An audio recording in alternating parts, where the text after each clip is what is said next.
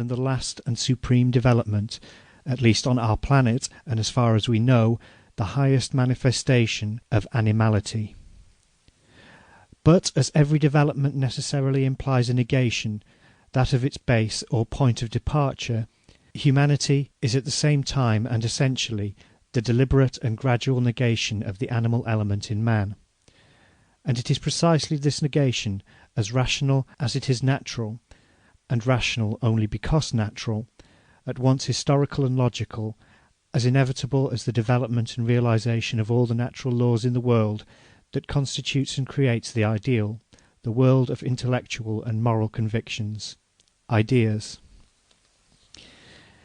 Yes, our first ancestors, our Adams and our Eves, were, if not gorillas, very near relatives of gorillas, omnivorous, intelligent, and ferocious beasts, endowed in a higher degree than the animals of other species with two precious faculties, the power to think and the desire to rebel. These faculties, combining their progressive action in history, represent the essential factor, the negative power in the positive development of human animality, and create consequently all that constitutes humanity in man. The Bible, which is a very interesting and here and there very profound book, when considered as one of the oldest surviving manifestations of human wisdom and fancy, expresses this truth very naively in its myth of original sin. Jehovah, who of all the good gods adored by men was certainly the most jealous, the most vain, the most ferocious, the most unjust, the most bloodthirsty, the most despotic, and the most hostile to human dignity and liberty, Jehovah had just created Adam and Eve to satisfy we know not what caprice, no doubt to while away his time, which must weigh heavy on his hands in his eternal egoistic solitude, or that he might have some new slaves. He generously placed at their disposal the whole earth, with all its fruits and animals, and set but a single limit to this complete enjoyment. He expressly forbade them from touching the fruit of the tree of knowledge. He wished, therefore, that man, destitute of all understanding of himself, should remain an eternal beast, ever on all fours before the eternal God, his Creator and his Master. But here steps in Satan, the eternal rebel, the first freethinker and the emancipator of worlds. He makes man ashamed of his bestial ignorance and obedience.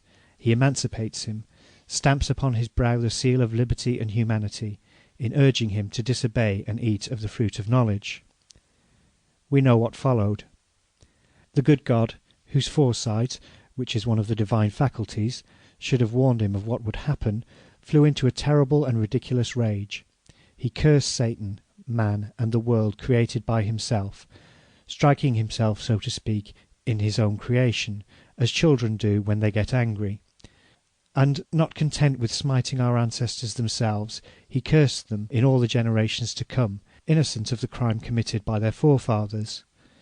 Our Catholic and Protestant theologians look upon that as very profound and very just, precisely because it is monstrously iniquitous and absurd.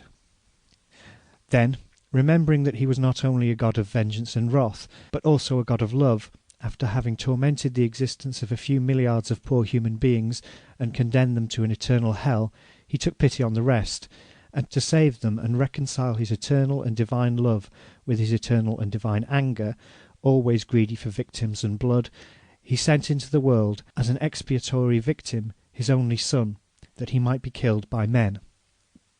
That is called the mystery of the redemption, the basis of all the Christian religions.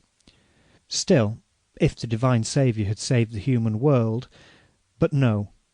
In the paradise promised by Christ, as we know, such being the formal announcement, the elect will number very few. The rest, the immense majority of the generations present and to come, will burn eternally in hell.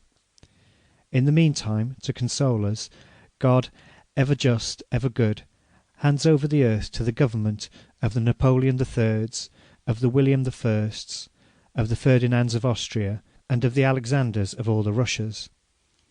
Such are the absurd tales that are told, and the monstrous doctrines that are taught in the full light of the 19th century in all the public schools of Europe, at the express command of the government.